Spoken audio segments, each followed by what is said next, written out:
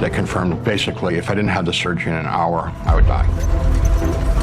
So they sent me to the surgical hospital, and because it was the weekend, there was no doctor available, no surgeon available at the hospital they sent me to. So I was put in a room outside the light of the room in the hallway. I said, I'm sick, I need a doctor. And they said, we know all about you. It's time for you to come with us. So I thought that they were hospital personnel to take me to a doctor. Hurry up, let's go. We can't wait anymore. You know, we've been here a long time waiting for you. Hurry up.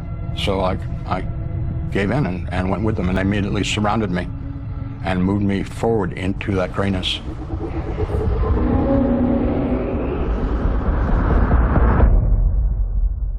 The hospitals, this isn't right, you know, where are we, stuff like that. And their response was, shut up, be quiet, keep moving, move, buzz! They say, you're gonna find out, you'll find out, you're gonna get there, push and shove me. And I fought back. I began by punching, shoving, kicking, and then they started biting, scratching, and tearing me apart, literally. Disemboweling me, gouging my eyes. And it was accompanied with a great deal of laughter and joy. I called out to him. In complete desperation, a tiny little star appeared in the sky. And very rapidly, it got brighter and brighter and brighter.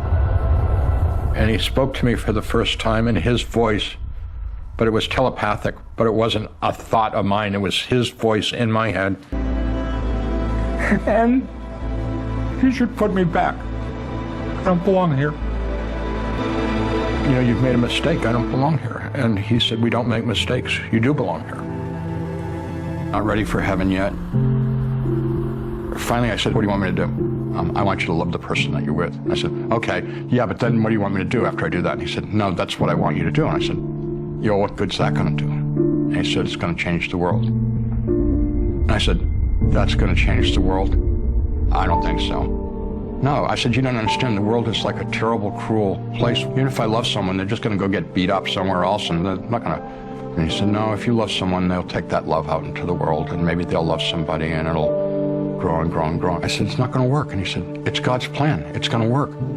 Well, when he pulls out the God's plan work, you know, I mean, it's like, what can you say? Okay, I'll go back, and with that, bang, I'm in the body, I'm in the bed.